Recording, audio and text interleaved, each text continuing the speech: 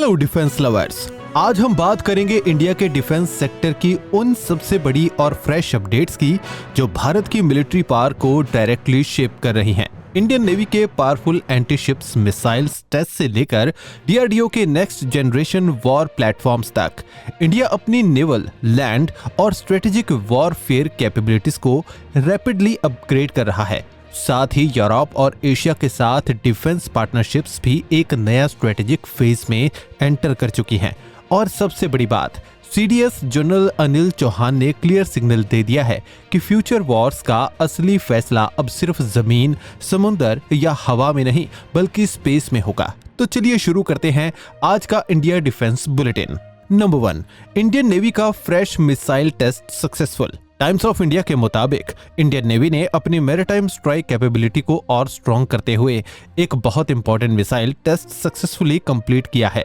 DRDO और Indian navy ने Odisha coast के पास हेलीकॉप्टर प्लेटफॉर्म से 2 नेवल एंटीशिप्स मिसाइल NASM-SR का सक्सेसफुली सॉल्वो लॉन्च टेस्ट कंडक्ट किया। टाइम्स ऑफ इंडिया के मुताबिक ये टेस्ट इसीलिए खास माना जा रहा है क्योंकि पहली बार इंडिया ने helicopter based antiship missile system का twin launch demonstration successful perform किया है। दोनों मिसाइल्स को एक साथ लॉन्च करके उनकी प्रिसिशन, कोऑर्डिनेशन और स्ट्राइक कैपेबिलिटी को वैलिडेट किया गया। डिफेंस न्यूज रिपोर्ट्स के मुताबिक इस सक्सेसफुल टेस्ट ने इंडियन नेवी की सी बेस्ड ऑफेंसिव पावर को एक बड़ा बूस्ट दिया है। NASM-SR missile specially naval warfare के लिए डिजाइन की गई है और ये एनिमी वॉरशिप्स, पेट्रोल वेसल्स और हॉस्टाइल मैरीटाइम टारगेट्स को हाई प्रिसिशन के साथ एंगेज कर सकती है। टाइम्स ऑफ इंडिया के मुताबिक मिसाइल को हेलीकॉप्टर से लॉन्च करने की कैपेबिलिटी इंडियन नेवी को ज्यादा ऑपरेशनल फ्लेक्सिबिलिटी देती है क्योंकि इससे शिप्स के साथ साथ एयरबोर्न प्लेटफॉर्म से भी long range strike operations possible हो जाते हैं। ये capability specially Indian ocean region में स्ट्रेटेजिक एडवांटेज देती है जहां रैपिड रिस्पांस और मोबाइल स्ट्राइक ऑप्शंस बहुत इंपॉर्टेंट होते हैं। डिफेंस मिनिस्ट्री सोर्सेज के मुताबिक मिसाइल टेस्ट का सबसे इंपॉर्टेंट एस्पेक्ट ये रहा कि इसने इंडिया की इंडिजिनस डिफेंस टेक्नोलॉजी का एक और स्ट्रॉन्ग वैलिडेशन दिया है। डीआरडीओ द्वारा डेवलप की गई यह सिस्टम आत्मनिर्भर भारत डिफेंस विजन का एक मेजर एग्जांपल है। टाइम्स ऑफ इंडिया के मुताबिक इस टेस्ट के सक्सेसफुल होने से फ्यूचर में इंडियन नेवी को हेलीकॉप्टर्स को advanced anti ship strikes role में डिप्लॉय करना और इफेक्टिव हो जाएगा। स्ट्रेटेजिक अफेयर्स एक्सपर्ट्स के मुताबिक ये मिसाइल टेस्ट सिर्फ एक टेक्निकल सक्सेस नहीं बल्कि इंडियन नेवी के लिए एक स्ट्रेटेजिक माइलस्टोन है जो भारत की maritime defence, indigenous defence capability और नेवल कॉम्बैट रेडीनेस को काफी हद तक स्ट्रेंथन करता है। नंबर 2, डीआरडीओ ने नेवी के front line warship test complete किए। टाइम्स ऑफ इंडिया के मुताबिक डीआरडीओ और इंडियन नेवी ने एक नया फ्रंट लाइन वॉरशिप के हाइड्रोडायनामिक टेस्ट सक्सेसफुल कंप्लीट कर लिए हैं जो future Indian naval combat platform के लिए एक मेजर ब्रेक थ्रू माना जा रहा है। ये टेस्ट स्पेशली वॉरशिप के अंडर वाटर परफॉर्मेंस, हल स्टेबिलिटी और सी मूवमेंट एफिशिएंसी को इवेलुएट करने के लिए किए गए थे। टाइम्स ऑफ इंडिया के मुताबिक इस ट्रायल का मेन ऑब्जेक्टिव ये चेक करना था कि नया worship design high speed movement, combat manoeuvring और रफ सी कंडीशंस में कितना इफेक्टिव परफॉर्म करता है। नेवल डिफेंस सोर्सेज के मुताबिक हाइड्रोडायनामिक टेस्टिंग किसी भी मॉडर्न वॉरशिप डेवलपमेंट का एक क्रिटिकल फेज होता है क्योंकि इस प्रोसेस से शिप की वाटर रेजिस्टेंस, स्पीड, एफिशिएंसी और ऑपरेशनल बैलेंस को वैलिडेट किया जाता है। डीआरडीओ ने इन टेस्ट्स के जरिए इंश्योर किया कि फ्यूचर इंडियन नेवी वॉरशिप ज्यादा स्टेबल, फ्यूल एफिशिएंट और कॉम्बैट रेडी हो सके।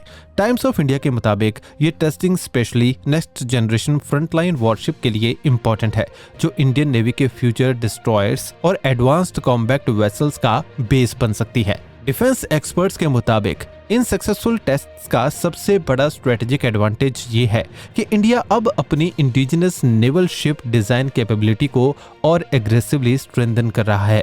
इस डेवलपमेंट से इंडियन नेवी को फ्यूचर में ऐसे वॉरशिप मिलेंगे जो बेटर स्टेल्थ, इंप्रूव्ड स्पीड और स्ट्रॉन्गर सी एंड्योरेंस के साथ ऑपरेट कर सके। टाइम्स ऑफ इंडिया के मुताबिक ये प्रोग्रेस इंडियन नेवी की ब्लू वाटर एम्बिशंस को सपोर्ट करती है और इंडियन ओशन रीजन में भारत की मैरीटाइम प्रेजेंस को और पावरफुल बनाती है। स्ट्रेटेजिक अफेयर्स एनालिस्ट्स के मुताबिक ये वॉरशिप हाइड्रोडायनामिक ट्रायल्स सिर्फ एक टेक्निकल टेस्टिंग फेज नहीं बल्कि इंडिया के इंडिजिनस नेवल मॉडर्नाइजेशन प्रोग्राम का एक मेजर माइलस्टोन है। इससे क्लियर होता है कि भारत अब advanced worship design, naval engineering और लॉन्ग टर्म मैरीटाइम डोमिनेंस पर फास्ट पेस में काम कर रहा है। Number 3, India Italy defence talks आज दिल्ली में। बिजनेस वर्ल्ड के मुताबिक आज न्यू दिल्ली में इंडिया और इटली के बीच हाई लेवल डिफेंस टॉक्स हुई, जिसे दोनों देशों के स्ट्रेटेजिक और मिलिट्री रिलेशंस के लिए एक इम्पोर्टेंट डेवलपमेंट माना जा रहा है। इस मीटिंग में defence cooperation, military technology sharing और इंडस्ट्रियल पार्टनरशिप को लेकर डिटेल्ड डिस्कशंस हुए। बिजनेस वर्ल्ड के मुताबिक टॉक्स का मेन फोकस डिफेंस मैन्युफैक्चरिंग को एक्सपेंड करना और दोनों देशों के बीच लॉन्ग टर्म स्ट्रेटेजिक कोऑपरेशंस को और स्ट्रॉन्ग बनाना था। डिप्लोमेटिक रिसोर्सेज के मुताबिक इंडिया और इटली ने डिफेंस प्रोडक्शन, एरोस्पेस टेक्नोलॉजी और नेवल कोऑपरेशन जैसे की सेक्टर्स पर स्पेशल एम्फोसिस दिया। दोनों साइड से military equipment manufacturing, joint industrial collaboration और एडवांस डिफेंस सिस्टम्स डेवलपमेंट के एरियाज में अपॉर्चुनिटीज एक्सप्लोर की। बिजनेस वर्ल्ड के मुताबिक ये टॉक्स इंडिया के बॉर्डर डिफेंस मॉडर्नाइजेशन एजेंडा का हिस्सा है, जहां न्यू दिल्ली अपने ग्लोबल डिफेंस पार्टनरशिप्स को डाइवर्सिफाई कर रहा है। स्ट्रेटेजिक अफेयर्स एक्सपर्ट्स के मुताबिक इटली के साथ डिफेंस कोऑपरेशन इंडिया के लिए खास इंपॉर्टेंस रखता है, क्योंकि इटली यूरोप का एडवांस डिफेंस मैन्युफैक्चरिंग हब्स में से एक माना जाता है। इस पार्टनरशिप से इंडिया को modern defence technology, naval systems और एरोस्पेस इंजीनियरिंग में स्ट्रॉन्ग सपोर्ट मिल सकती है। बिजनेस वर्ल्ड के मुताबिक डिस्कशंस में डिफेंस इंडस्ट्री पार्टनरशिप्स को प्रैक्टिकल लेवल पर एक्सपेंड करने और प्राइवेट सेक्टर कोलैबोरेशन को भी इनकरेज करने पर जोर दिया गया। जियोपॉलिटिकल एनालिस्ट्स के मुताबिक इंडिया इटली डिफेंस टॉक्स सिर्फ एक रूटीन डिप्लोमेटिक एंगेजमेंट नहीं बल्कि यूरोप के साथ इंडिया की ग्रोइंग डिफेंस डिप्लोमेसी का एक क्लियर सिग्नल है। इस मीटिंग से ये भी क्लियर होता है कि इंडिया अब अपनी डिफेंस स्ट्रेटजी में सिर्फ ट्रेडिशनल पार्टनरशिप्स पर डिपेंड नहीं रहना चाहता बल्कि यूरोप के साथ भी एडवांस मिलिट्री टेक्नोलॉजी और इंडस्ट्रियल कोऑपरेशन को एग्रेसिवली पुश कर रहा है। Number 4, India Russia defence support coordination strong हुई। पीआईबी के मुताबिक न्यू दिल्ली में इंडिया और रशिया के बीच defence support coordination meeting successful complete हुई, जिसे दोनों देशों के मिलिट्री पार्टनरशिप के लिए एक इम्पोर्टेंट स्ट्रेटेजिक स्टेप माना जा रहा है। इस हाई लेवल मीटिंग में defence logistics, spare part supply और मिलिट्री आफ्टर सेल्स सपोर्ट को लेकर डिटेल्ड डिस्कशंस हुए। पीआईबी के मुताबिक टॉक्स का main objective Indian armed forces के लिए रशिया ओरिजिन मिलिट्री प्लेटफॉर्म्स की ऑपरेशनल रेडीनेस को और स्मूथ और एफिशिएंट बनाना था। डिफेंस मिनिस्ट्री सोर्सेज के मुताबिक मीटिंग के दौरान दोनों साइड्स ने military spare parts supply chain को फास्टर और मोर रिलायबल बनाने पर फोकस किया।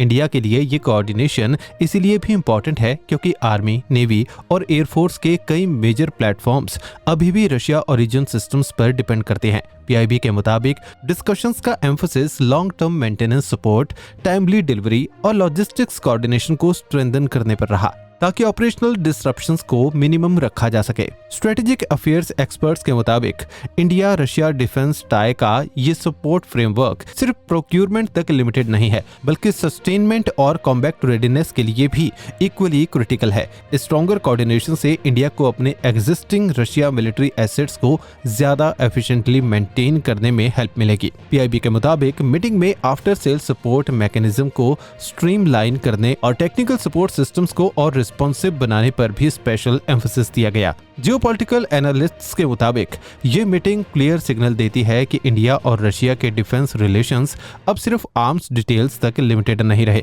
बल्कि लॉन्ग टर्म सस्टेनमेंट पार्टनरशिप में कन्वर्ट हो रहे हैं। इस डेवलपमेंट से ये भी क्लियर होता है कि इंडिया अपने मिलिट्री प्रिपेयर्डनेस को स्ट्रॉन्ग रखने के लिए लेगेसी डिफेंस पार्टनर्स के साथ सपोर्ट कोऑर्डिनेशन को एग्रेसिवली स्ट्रेंथन कर रहा है। नंबर 5, डीआरडीओ का नया बीएमपी रिप्लेसमेंट कॉम्बैट व्हीकल।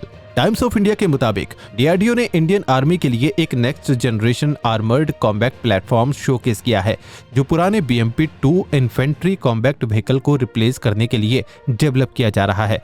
इस नए प्लेटफॉर्म को आर्मी की फ्यूचर मैकेनाइज्ड वॉरफेयर रिक्वायरमेंट्स को ध्यान में रखकर डिजाइन किया गया है। टाइम्स ऑफ इंडिया के मुताबिक ये combat vehicle battlefield mobility, troop protection और फायर पावर के मामले में एग्जिस्टिंग BMP-2 फ्लीट से काफी एडवांस्ड होगा। डिफेंस एक्सपर्ट्स के मुताबिक BMP replacement programme Indian army के मॉडर्नाइजेशन रोड मैप का एक मेजर पार्ट है, क्योंकि करंट BMP-2 प्लेटफॉर्म्स काफी पुराने हो चुके हैं और उन्हें मॉडर्न बैटलफील्ड स्टैंडर्ड्स के हिसाब से रिप्लेस करना जरूरी हो गया है। DRDO का ये नया armoured vehicle battle armour protection, improved mobility और एडवांस्ड कॉम्बैक्ट सिस्टम के साथ डेवलप किया जा रहा है। टाइम्स ऑफ इंडिया के मुताबिक इस प्लेटफॉर्म का ऑब्जेक्टिव आर्मी को एक ऐसा मॉडर्न इन्फेंट्री कॉम्बैक्ट व्हीकल देना है जो हाई इंटेंसिटी बैटलफील्ड कंडीशंस में ज्यादा इफेक्टिव परफॉर्म कर सके।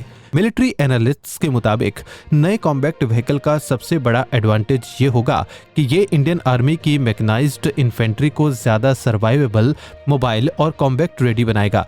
इसमें advanced weapon integration, improved troop carrying capability और बेटर बैटलफील्ड अवेयरनेस सिस्टम्स होने की उम्मीद है। टाइम्स ऑफ इंडिया के मुताबिक ये व्हीकल सिर्फ एक BMP रिप्लेसमेंट नहीं, बल्कि इंडियन आर्मी के फ्यूचर बैटलफील्ड डॉक्ट्रिन का एक मेजर पिलर बन सकता है।